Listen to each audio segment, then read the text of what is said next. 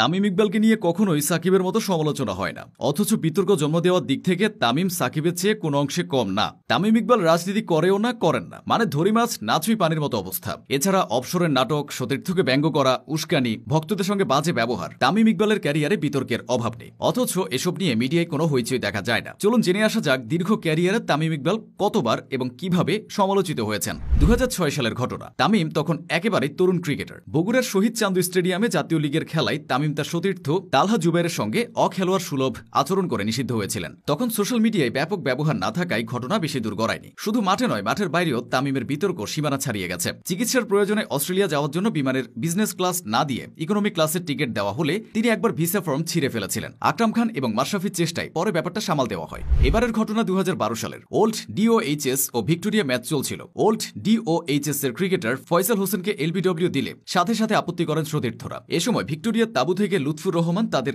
আরও তাতিয়ে দেওয়ার চেষ্টা করেন। বিষয়টা মোহাম্মদ আশরাফুল, মাঠের আম্পায়ার আনিসুর রহমানের নজরে আসলে তেলে বেগুনে জ্বলে ওঠেন তামিম। তামিমের রাগ এতটাই চড়ে গিয়েছিল যে আরেকটু হলে আশরাফুলের গলা টিপে ধরতেন। তবে দায়িত্বরত আম্পায়ার শরফুদ্দৌলা ইবনে শহীদ আশরাফুলকে সরিয়ে দিয়েছিলেন। সিনিয়র আশরাফুলের প্রতি তামিমের এমন আচরণ সেবারও আড়াল হয়ে গিয়েছিল। মিডিয়ায় ছিল না কোনো মাতামাতি। যদিও পরের ম্যাচে তামিমকে বাদ দেওয়া হয়েছিল। ম্যাচ শেষে আশরাফুল বলেছিলেন, ঘটনার পরপরই সাকিব আমার কাছে এসেছে। আমার সবচেয়ে খারাপ লেগেছে, সাকিব আমার কাছে যখন সরি বলতে এসেছে তখন তামিম সাকিবকে বলছে, সাকিব সরি বলবি না। সিনিয়র ক্রিকেটার হিসেবে আশরাফুল সেদিন কষ্ট পেয়েছিলেন। নিউ দলের প্লেয়ারদের সঙ্গে তামিম বাজে ব্যবহার করেছেন। 2016 সালের বিপিএলে সতীর্থ জহুরুল ইসলামকে তামিম অপমান করেছিলেন বলে গুঞ্জন আছে। কেননা ড্রেসিং রুম থেকে তামিমের পাঠানো মেসেজ অনুযায়ী জহুরুল ঠিকঠাক মতো ব্যাটিং করতে পারেনি। তাই প্রেস কনফারেন্সে এসে তামিম সব বিরক্তি উগরে দিয়েছিলেন। তামিম ইকবালের আচরণে দর্শক সবচেয়ে বেশি হতাশ হয়েছে সর্বশেষ বিপিএলে। সাকিবের আউটের পর তিনি সাকিবকে ব্যঙ্গ করে উদযাপন করেছিলেন। ওই দিন আগে ব্যাট করতে নেমে দারুণ শুরু করার পর সাকিবের বলে পরাস্ত হন তামিম। মুমিনুল হক ক্যাচ ধরার পর তামিমের দিকে আর চোখে তাকিয়ে এক হাত তুলে মুষ্টিবদ্ধ অবস্থায় উদযাপন করেন সাকিব। তবে এতে কোনো সমস্যা ছিল না। এমন উদযাপন সাকিব তার ক্যারিয়ারে বহুবার করেছেন।